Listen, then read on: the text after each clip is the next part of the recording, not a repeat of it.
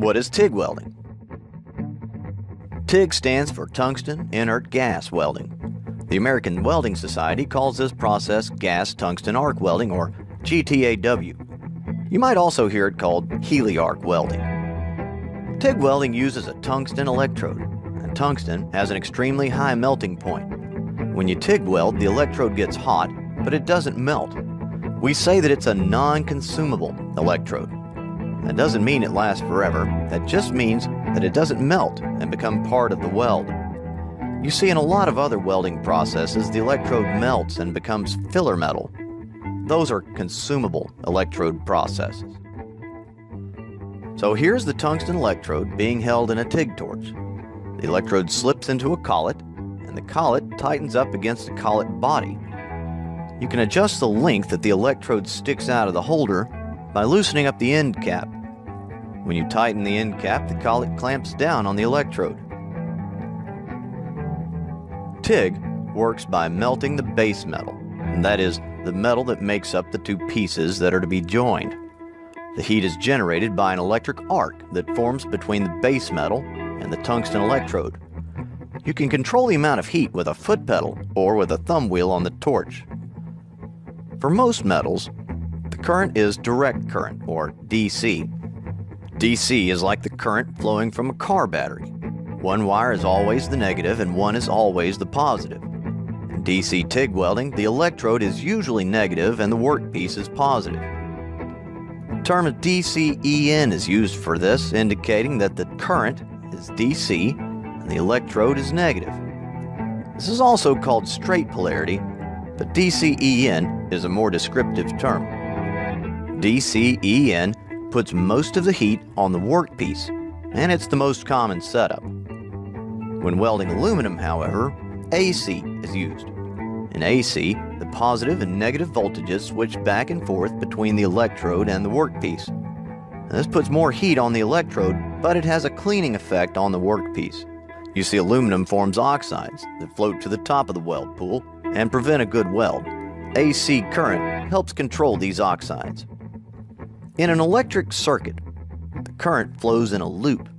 In TIG welding, the current has to flow in a complete circle from the machine to the torch, into the work, and back to the machine. A work lead is clamped to the work to complete the circuit from the workpiece back to the machine.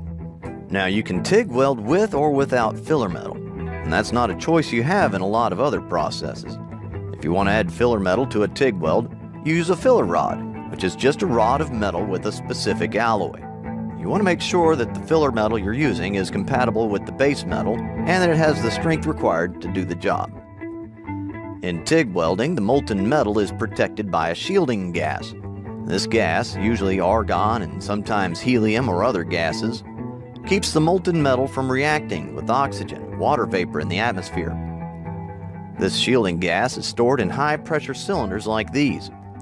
The pressure is reduced to a usable level by a device called a regulator. The shielding gas flows through a hose and comes out right at the point of the weld. So in summary, TIG welding is What is MIG welding? MIG stands for Metal Inert Gas Welding. The American Welding Society calls this process gas metal arc welding, or GMAW. You might also hear it called wire welding. In MIG welding, a thin wire acts as the electrode.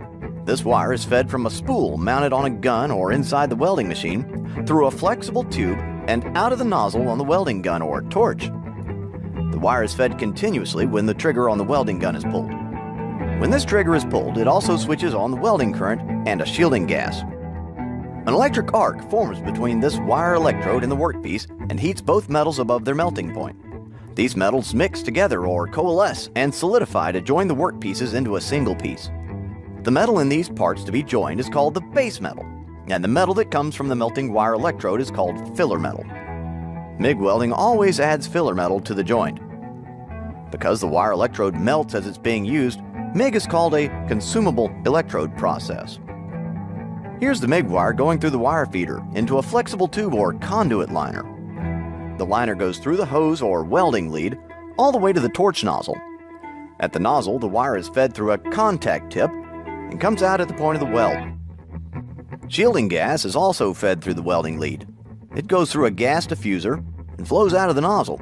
This shielding gas, which is often a mix of argon and CO2, protects the molten metal from reacting with oxygen, water vapor, and other things in the atmosphere. The shielding gas is stored in high-pressure cylinders like these. The pressure is reduced to a usable level by a device called a regulator.